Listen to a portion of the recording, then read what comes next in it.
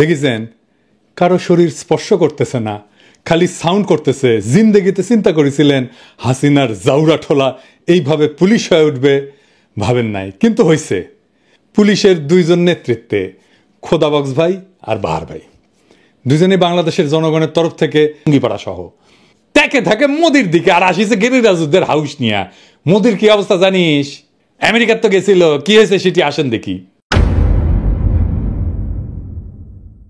মোদি গেল আমেরিকা, তার ছক্কা গেল প্রফেসর ইউনূস বাংলাদেশে বৈশা।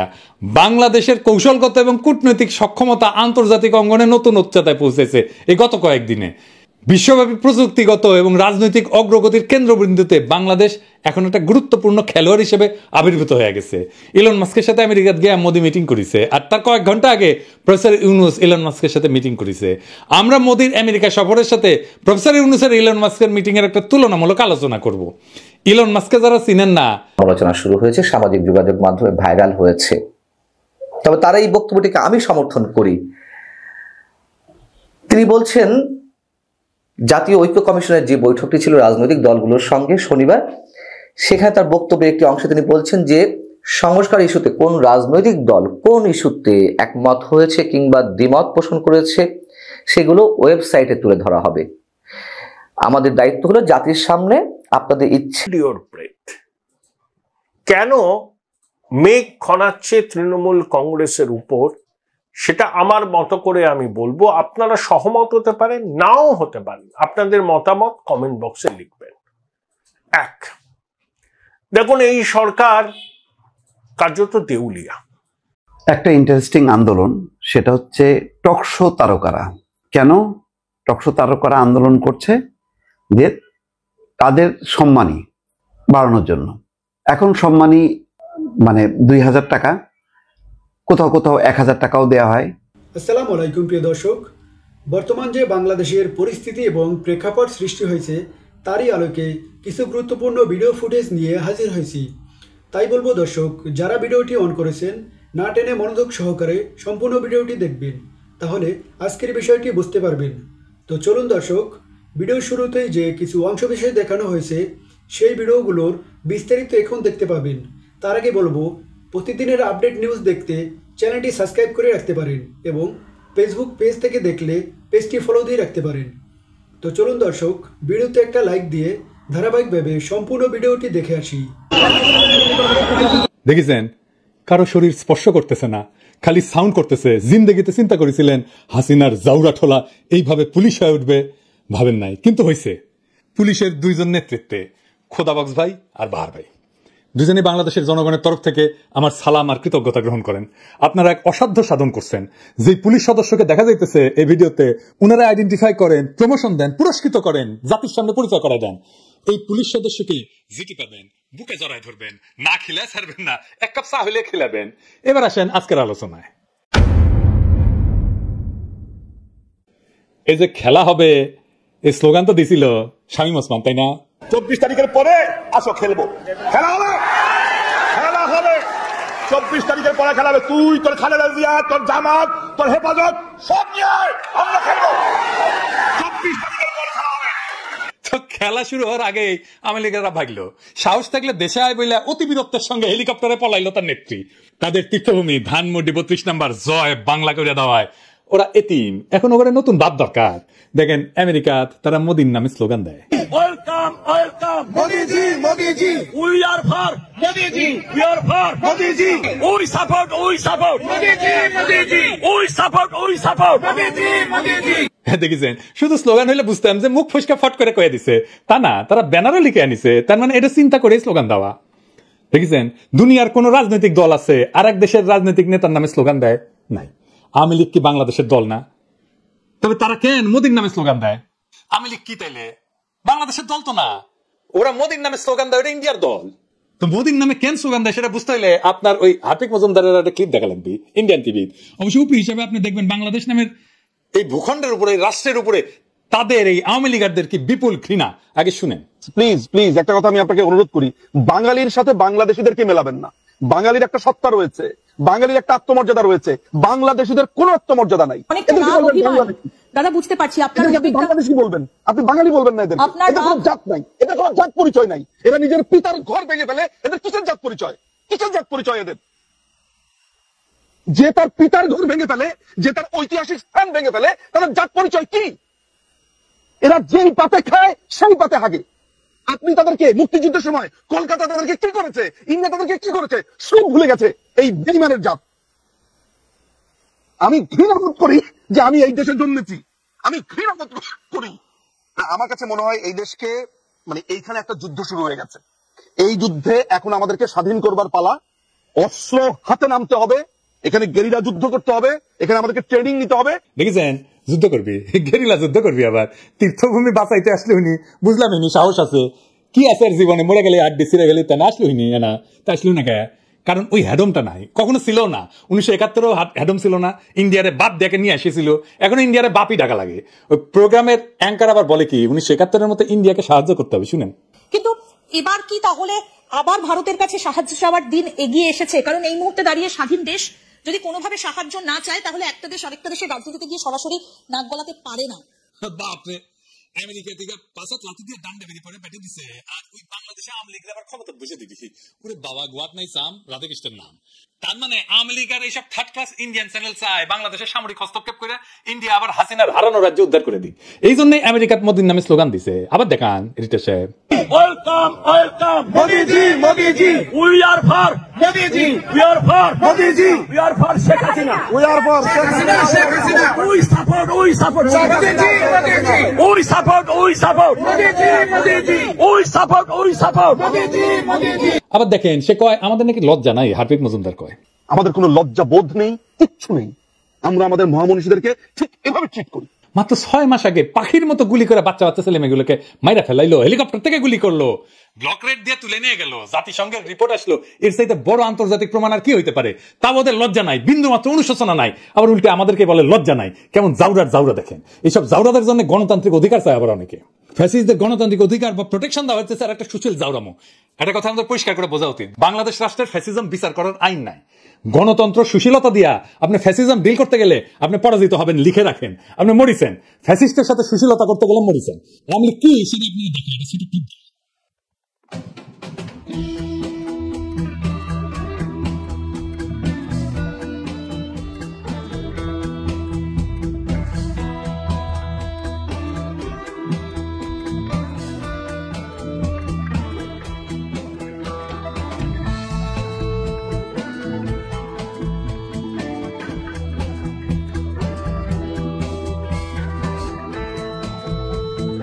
দেখছেন, আওয়ামী লীগ হইতেছে কুত্তাটা, আর ওই কুত্তাটারে যে বাঁচাইতে আসিছিল হইতেছে বাঙ্গু সুশীল। মারা খাবি ওই, আওয়ামী লীগের হাতেই মারা খাবি ওই। একজন ফ্যাসিস্ট নেতা কি গণতন্ত্রে বিশ্বাস করে, বাক স্বাধীনতা আস্থা রাখে না? রাখে না। আপনি গণতন্ত্রের প্যারাডাইমে ফ্যাসিজমকে আনতেই পারবেন না। ওটা ফ্যাসিজমের জায়গা না। দ্বিতীয় বিশ্বযুদ্ধের পর জার্মান নির্বাচন কখন হয়েছিল? প্রথম নির্বাচন হয়েছিল 14 আগস্ট 1449 সালে, হিটলারের পতনের 4 বছর পরে। তো যুদ্ধের পর তারা কি করলো? বিশেষ আইন করে ফ্যাসিস্টদের বিচার করলো। রিপাবলিকের সাধারণ গণতান্ত্রিক আইনে ফ্যাসিস্টদের বিচার সম্ভব ছিল না, নতুন সংবিধান করছিল। সমালোচনা শুরু হয়েছে, সামাজিক যোগাযোগ মাধ্যমে ভাইরাল হয়েছে। তবে তার এই বক্তব্যটিকে আমি সমর্থন করি। তিনি বলছেন জাতীয় ঐক্য কমিশনের যে বৈঠকটি ছিল রাজনৈতিক দলগুলোর সঙ্গে শনিবার, সেখানে তার বক্তব্যের একটি অংশে তিনি বলছেন যে সংস্কার ইস্যুতে কোন রাজনৈতিক দল কোন ইস্যুতে একমত হয়েছে কিংবা দ্বিমত পোষণ করেছে সেগুলো ওয়েবসাইটে তুলে ধরা হবে। আমাদের দায়িত্ব হলো জাতির সামনে আপনাদের ইচ্ছে তুলে ধরা। তার এই বক্তব্যে আমি খারাপ কিছু দেখি না। আমি অন্তত তার এই বক্তব্যটিকে স্বাগত জানাতে চাই। অনেকে এর মধ্যে ষড়যন্ত্রের গন্ধ খুঁজে পাচ্ছেন, অনেকের মতে যে এটি করে কে কি সংস্কার বিষয়ে দ্বিমত পোষণ করলো বা একমত পোষণ করলো সেগুলো ওয়েবসাইটে তুলে ধরার মাধ্যমে সেই দলগুলোকে ছোট করা হবে, হেয় করা হবে, একটা বিতর্কের সৃষ্টি করা হতে যাচ্ছে। আমি এই সব কথাগুলোর সঙ্গে একেবারেই একমত নই। কোন রাজনৈতিক দল কোন বিষয়ে একমত হচ্ছে বা কে কতটুকু সংস্কার চাই এটি জানার অধিকার দেশের প্রতিটি মানুষের রয়েছে। আর এখানে ষড়যন্ত্র থাকতে পারে, আমি জানি না। তবে কে কতটুকু সংস্কার চায়, নির্বাচনের আগে কতটুকু সংস্কার হবে, নির্বাচনের পরে রাজনৈতিক দল ক্ষমতায় এসে কতটা সমস্যা তারা করবে, এই বিষয়ে তো খোলামেলা ভাবে গণমাধ্যমের সামনে বিভিন্ন রাজনৈতিক দলের নেতারা কথা বলছেন। তো সমস্যা কি? ওয়েবসাইটে তুলে ধরা হলে সমস্যাটা কোথায়? এই বিষয়ে আমি আরেকটু কথা বলবো যে কি ভিত্তিতে সংস্কারগুলোর মানে কোন কোন সংস্কারে একমত পোষণ করে সেগুলো দ্রুত করা যায় সেই বিষয়ে কোন কোন রাজনৈতিক দল মতামত দিয়েছে, সেটা আমি তুলে ধরতে চাই। তার আগে আমি একটু বলি, এই কমিশনের বৈঠকের আগেই আমি একটি বিষয়ে প্রশ্ন অ্যারাইজ করেছিলাম আপনাদের সামনে, এই জাতীয় ঐক্য কমিশনের মেয়াদ কেন 6 মাস, এবং সেটি অনেকটা পরিষ্কার হয়ে উঠেছে এই কমিশনের জাতীয় ঐক্য কমিশনের সহসভাপতি, সংবিধান সংস্কার বিষয়ক কমিশনের প্রধান ডক্টর আলী রিয়াজের বক্তব্যে।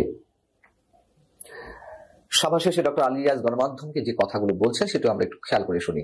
তিনি বলছেন, সংস্কার কমিশনগুলোর প্রতিবেদন পর্যালোচনার পর শীঘ্রই প্রতিটি রাজনৈতিক দলের সঙ্গে পৃথক পৃথক বৈঠক করা হবে। ভালো কথা। যত দ্রুত সম্ভব আমরা রাজনৈতিক দলগুলোর সঙ্গে বসতে চাই। জাতীয় ঐকমত্য কমিটির মেয়াদ 6 মাস, তাই এই সময়ের মধ্যে আমরা সর্বসম্মত সিদ্ধান্তে পৌঁছাতে চাই। আচ্ছা, ঐকমত্য প্রতিষ্ঠার জন্য 6 মাস কেন লাগবে? আমি আগেও এই কথা বলেছি এবং তার বক্তব্যে তিনি এটি পরিষ্কার করে দিলেন। মধ্য ফেব্রুয়ারি থেকে আগস্ট পর্যন্ত চলে যাবে।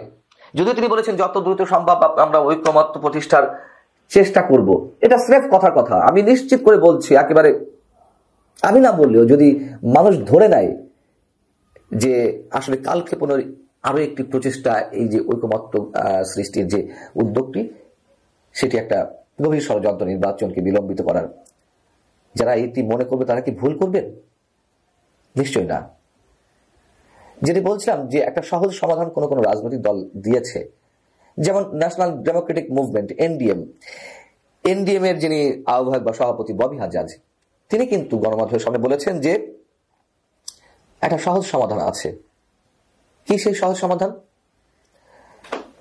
সংস্কারের যে প্রস্তাবগুলো তার তো নিশ্চয়ই একটা হিসেব আছে, কোন কমিশন কতটি প্রস্তাব দিয়েছে। সে সংবিধান সংস্কার কমিশন 115টি প্রস্তাব দিয়েছে, বা পুলিশ সংস্কার কমিশন 85টি দিয়েছে, মানে সুপারিশ করেছে। এই সবগুলো একসাথে করা হলো, একসাথে করার পরে দাঁড়ালো মনে করুন যে 300 বিষয়। এখন 300 বিষয়ে আমরা যদি ধরে নিই রাজনৈতিক দল 40-42টা আছে, তারা প্রত্যেকে মাত্র ওই 300টির মধ্যে কোনটার বিষয়ে তারা একমত পোষণ করছে, তারা লিখিত আকারে দেবে, এত নম্বর সুপারিশে একমত, এত নম্বর সুপারিশে একমত। এইভাবে প্রথমে সুপারিশগুলো কম্পাইল করা হলো, কম্পাইল করে তারপরে তারা তাদের মতন প্রস্তাব দিল। যদি দেখা যায় যে 3 নম্বর প্রস্তাবে সবকটি রাজনৈতিক দল লিখবেন। দেখুন, এই সরকার কার্যত দেউলিয়া, পয়সা করে নেই। নির্বাচনের আগে সামাজিক কর্মসূচি তো চালিয়ে যেতেই হবে, তার জন্য ব্যয় বরাদ্দ বাড়বে, বাজেট আপনারা শুনে নিয়েছেন, ওই নিয়ে আমি কিছু বলবো না। কিন্তু ঋণের বোঝা বাড়ছে, সেই অনুযায়ী রাজস্ব আদায় হচ্ছে না, এবং ঋণের সুদ মেটাতেই প্রচুর টাকা চলে যাচ্ছে। মূলধনী খাতে ব্যয় খুব কমই হচ্ছে। দেখুন, 1947 সালে ভারতবর্ষ দেশের পশ্চিমবঙ্গ ভারতবর্ষের শিল্প উৎপাদনের ক্ষেত্রে 24% উপরে তার কন্ট্রিবিউশন ছিল। নাপতে এটা এখন 3.5% এসেছে। আচ্ছা, প্রতি বছর তো বেঙ্গল গ্লোবাল বিজনেস সামিট হয়, 8ম সংস্করণ। প্রথম সংস্করণ থেকে 8ম সংস্করণ আপনি যদি যোগ করেন, বিনিয়োগের প্রস্তাব প্রায় 20 লক্ষ কোটি টাকা। আচ্ছা, সেই বিনিয়োগ কতটা বাস্তবায়িত হয়েছে? সাদা চোখে আপনারা কি দেখছেন? মাননীয় মুখ্যমন্ত্রী শেষ কবে কোন কারখানার উদ্বোধন করেছেন? কবে আমরা তার হাসি মুখের ছবি দেখেছি কলকারখানার উদ্বোধন করতে গিয়ে? মনে করতে পারবেন? আমার স্মৃতি দুর্বল হতে পারে, আপনাদের স্মৃতি সজীব থাকলে আপনারা প্লিজ জানাবেন, শেষ কবে দেখেছেন মাননীয় মুখ্যমন্ত্রীকে কলকারখানার উদ্বোধন করতে? দেখুন, বেকারত্ব ভয়াবহ, এটা দেশেও আছে, আমাদের রাজ্যে পরিস্থিতি আরো খারাপ। এখানে যে চাকরিগুলো হচ্ছে না, ধরুন হায়দ্রাবাদ, ব্যাঙ্গালোর, এই সমস্ত জায়গায় সফটওয়্যার প্রফেশনালরা এক কাজ করে বেশি মায়না পায় পশ্চিমবঙ্গের তুলনায়, এটা বাস্তব। এই যে সৌরভ গঙ্গোপাধ্যায় নাকি ইস্পাত কারখানা করবেন, কোথায় সেই ইস্পাত কারখানা? একটা ইটও তো কাটা হলো না, জমিও পেলে না, কিন্তু ইস্পাত কারখানা করবে, 6000 লোকের চাকরি হবে, ইত্যাদি ইত্যাদি, কত বাগাড়ম্বর। যাই হোক, এসব শুনতে আমরা অভ্যস্ত হয়ে গেছি। তাই 2024-এর নির্বাচনের আগে শুধু সামাজিক কর্মসূচি দিয়ে কিন্তু মানুষকে ভোলানো যাবে না। দেউচা পাচামিতে কাজ শুরু হয়েছে, ব্যাসল্ট উত্তোলন করা হচ্ছে, সরকার দেখাতে চাইছে এই শিল্প উৎপাদন হচ্ছে। তাজপুরের গোবিন্দ সমুদ্র বন্দর হলো না, বিভিন্ন জাতীয় সড়ক রাজ্য সড়ক সম্প্রসারণের কাজ আটকে আছে, জমি জটে আটকে আছে। এখন একটাই ভালো খবর, অশোকনগরে ওএনজিসির জন্য রাজ্য সরকার সব রকম সহায়তা করছে, বিলম্বিত বোধ নয়। ওএনজিসির এই প্রকল্প ওই অঞ্চলের আর্থসামাজিক পরিস্থিতি সম্পূর্ণ বদলে দিতে পারে।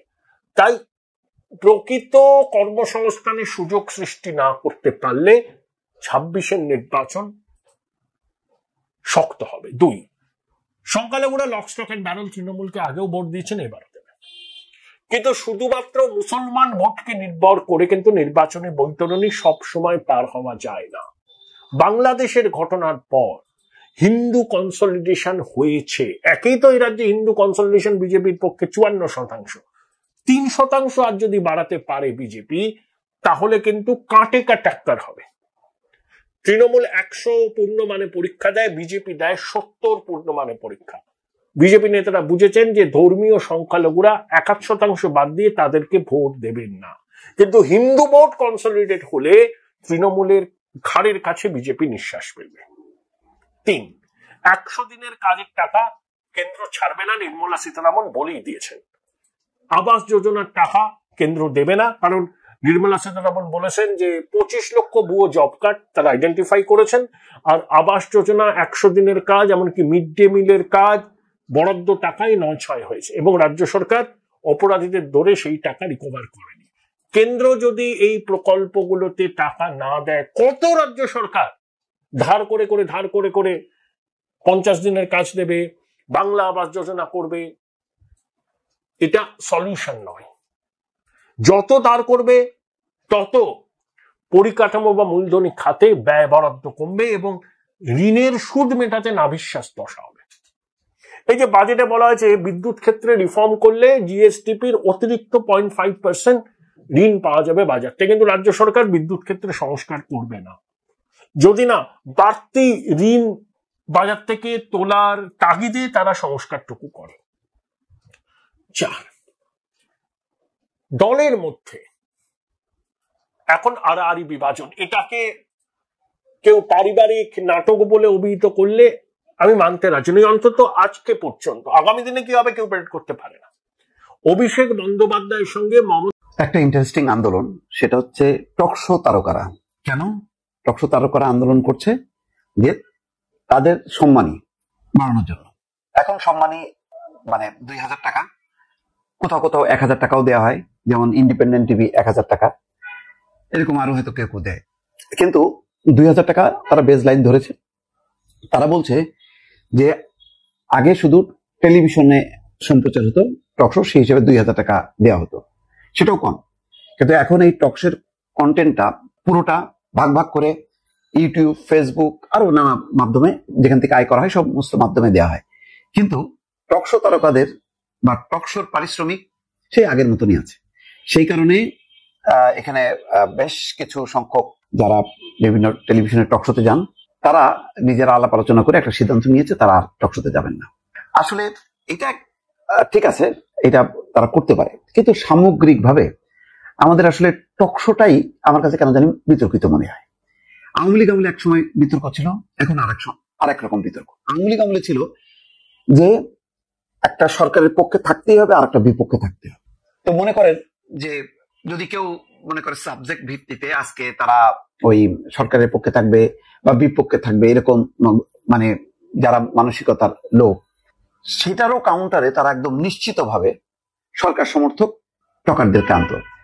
তার মধ্যে মনে করেন যে ওই সুভাষ সিংহ রায়, এই টাইপের কিছু পলিটিক্যাল এলিমেন্ট ঢুকাই দেওয়া হতো টকশোর নাম করে। আসলে তো টকশো হবে মানে একটা বিষয়ের উপরে যে জানবে, ভালো বলবে তারা, সে কোন দল মত কি আছে তা না। আর আমাদেরও লোকগুলি হচ্ছে কি একটা এজেন্ডা, কেউ আওয়ামী লীগ কেউ বিএনপি, এভাবে ভাগ করে নিয়েছে। সবসময় দেখবেন যে যদি বিএনপি সমর্থক বুদ্ধিজীবী বা রাজনৈতিক কর্মী থাকে, তার বিপরীতে আওয়ামী লীগ, এটা ছিল আওয়ামী লীগ আমলে। তো এটাও প্রপার ছিল না, মানে সম্মানিত 2000 টাকা ছিলই, তা বাদেও সামগ্রিকভাবে এই টকশো রাজনৈতিক দোষে দুষ্ট ছিল। প্রকৃত টকশো যেটা হওয়ার কথা সেটা কিন্তু আসলে হতো না, এটা একটা রাজনৈতিক বিভাজিত একটা জাস্ট তর্ক বিতর্ক, এর কোনো সারাংশ থাকতো না, এটার কোনো উপসংহার থাকতো না। আর উপসংহার টানবে কে? উপসংহার টানবে তো যে অ্যাঙ্কর নিজেই তো হচ্ছে দলবাজ। এবং এই অ্যাঙ্করিং নিয়ে ৭১ টিভি সহ বিভিন্ন টেলিভিশনের যারা অ্যাঙ্করিং করতো তারা সেই রাজনৈতিক দোষে দুষ্ট। বিশেষ করে ৭১ টিভি, সময়, এরা এমন ভাবে এজেন্ডা গুলো নিয়ে আসতো যে কখনো কখনো ওই উপস্থাপক সে নিজেই একটা পার্টি হয়ে যেত। পার্টি মানে কখনোই তারা বিএনপি না, সবসময় তারা সরকারের পক্ষে থেকে অবস্থান নিত। তারপরে গুরুত্বপূর্ণ সময়গুলোতে, মনে করেন জাতীয় নির্বাচন, ঠিক ক্রুশিয়াল সময়গুলোতে তারা যদি মনে করে যে মাহমুদুর রহমান মান্না বা মাসুদ কামাল বা ডাক্তার জাহেদ খুব বোল্ডলি কথা বলবে, তখন ৪-৫ দিন তাদেরকে আনা হতো না। তো ফলে ওইটাও একটা রাজনৈতিক দোষে দুষ্ট। আর এই আমলে আসেন, এই আমলে কি হচ্ছে? এই আমলে যেটা হচ্ছে, ভিন্ন মতের কোনো লোক নেই, একজন আরেকজনের সাথে অ্যাড করছে। মনে করেন একটা টকশোতে মাহমুদুর রহমান মান্না থাকলো, ডাক্তার জাহিদ থাকলো, অথবা জুনায়েদ সাকি থাকলো, ডাক্তার জাহেদ থাকলো। মাসুদ কামাল অবশ্য এখন মানে অনেকে বলেন যে তাল বোঝা যায় না, যে বরং একটা সমালোচনা আছে যে সে সবসময় সরকারের বিপক্ষে খুব জোরালো কথাবার্তা বলে, তো তার নেচারই তাই। যাকে এটা নিয়ে আমি পক্ষে বিপক্ষে অবস্থান করছি না, এটা নিয়ে বিতর্ক করা যেতে পারে। কিন্তু অধিকাংশ ক্ষেত্রে এমন সব টকার আসে যারা একজন আরেকজনের সাথে অ্যাড করে। মনে করেন বললো যে আওয়ামী ফ্যাসিবাদের বিরুদ্ধে জোরালো আন্দোলন করার জন্য সংস্কার করার দরকার, বিচার করার দরকার। পাশের আরেকজন সে বললো যে না, শুধু সংস্কার বিচার না, ফ্যাসিবাদ, আওয়ামী ফ্যাসিবাদদের মতন কোন ফ্যাসিবাদ যাতে না আসতে পারে, শুধু সংস্কার বিচার করলেই হবে না, আওয়ামী লীগকে নিষিদ্ধ করতে হবে, আওয়ামী লীগের নিবন্ধন বাতিল করতে হবে। মানে একজন আরেকজনের সঙ্গে অ্যাড করে, ফলে বলা যায় একই মতের, এটার আর কোনো বৈচিত্র্য খুঁজে পাওয়া যায় না অধিকাংশ ক্ষেত্রে। আর একটা যেটা হচ্ছে যে কর্তৃপক্ষ, মালিক কর্তৃপক্ষতে অধিকাংশ চ্যানেলের কোনো মেরুদণ্ড নেই। তারা বিগত 15 বছরে আওয়ামী লীগের কাছ থেকে লাইসেন্স পেয়ে এমনিতেই তারা মাজা ভেঙে বসে আছে। 5ই আগস্টের পট পরিবর্তনের পরে অনেকগুলো প্রতিষ্ঠানে হামলা পর্যন্ত হয়েছে। এখন তারা পলিসিটা হচ্ছে, এখন তারা পুরোপুরি সরকার সমর্থক।